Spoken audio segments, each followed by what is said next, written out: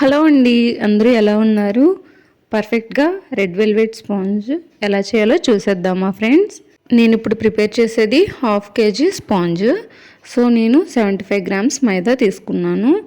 అలానే 75 grams sugar తీసుకున్నాను. నేను షుగరే తీసుకుంటున్నాను, పౌడర్ చేయలేదు.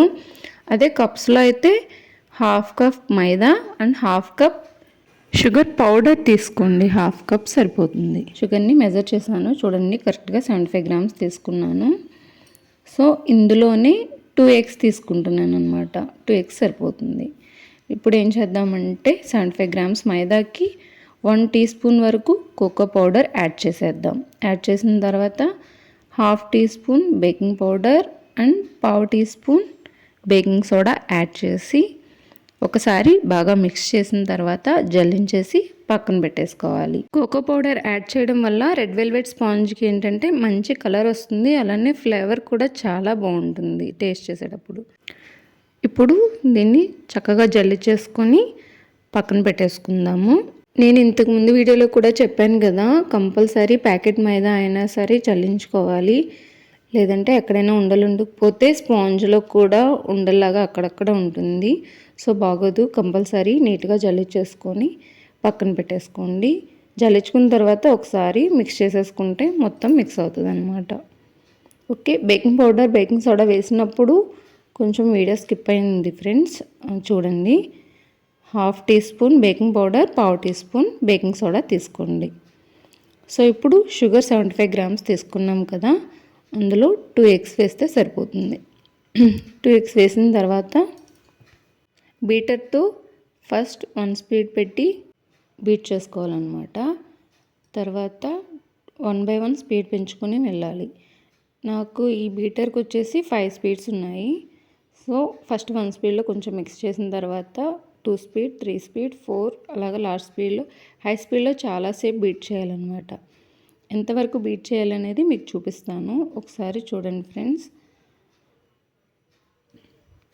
రెడ్ వెల్వెట్కి క్రీమ్ చీజ్ కూడా నేను ఇంట్లోనే ప్రిపేర్ చేస్తాను. ఎవరికైనా కావాలంటే కామెంట్ చేయండి ఫ్రెండ్స్. హోమ్మేడ్ చీజ్ కూడా చేసి చూపిస్తాను. చాలా అంటే చాలా టేస్టీగా ఉంటుంది అసలు ఆ క్రీమ్. చాలామంది నేను ఇచ్చే రెడ్ వెల్వెట్ కేక్కి చాలామంది పాజిటివ్ రెస్పాన్స్ ఉంది. అందరూ చాలా చాలా బాగుందండి, నేను ఇంతకుముందు ఎక్కడ టేస్ట్ చేయలేదు ఈ టేస్ట్ అని చెప్తారు చాలామంది.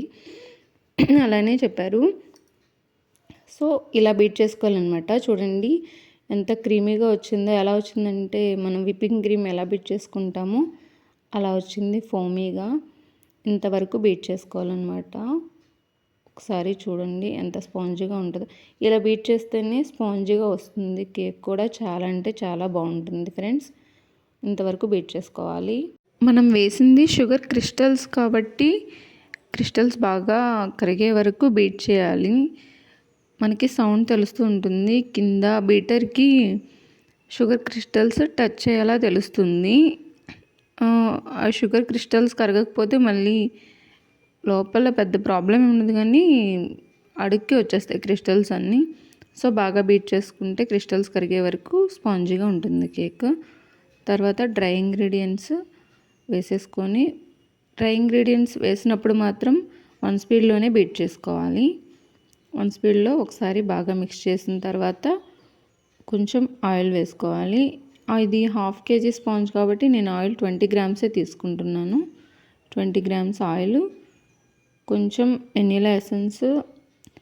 రెడ్ వెల్వెట్ కేక్ కాబట్టి red velvet essence compulsory use చేస్తే ఆ ఫ్లేవర్ చాలా బాగుంటుంది.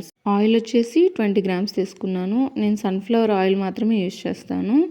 ఏదైనా ఫ్లేవర్లెస్ ఆయిలే యూస్ చేయండి.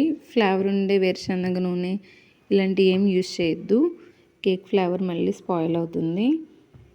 సో వెనిలా ఎసెన్స్ ఒక 1/2 టీ స్పూన్, ఇంకో 1/2 టీ స్పూన్ వచ్చేసి రెడ్ వెల్వెట్ ఎసెన్స్ వేసుకొని ఇది కూడా 1 స్పీడ్లోనే బీట్ చేసుకోవాలి స్లోగా, మొత్తం మిక్స్ చేయే వరకు.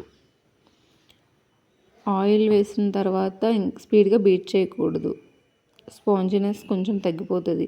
ఇది రెడ్ వెల్వెట్ కేక్ కాబట్టి నేను రెడ్ కలర్ వేసాను అనమాట. రెడ్ కలర్ స్ప్లాష్ యూస్ చేస్తాను నేనైతే. సో కొంచెం నేను ఎక్కువ కలర్ ఏం యూస్ చేయలేదు. ఈ కలర్ స్ప్లాష్ కలర్ చాలా బాగుంటుంది. కొంచెం వేసేసరికి మంచి కలర్ వస్తుంది.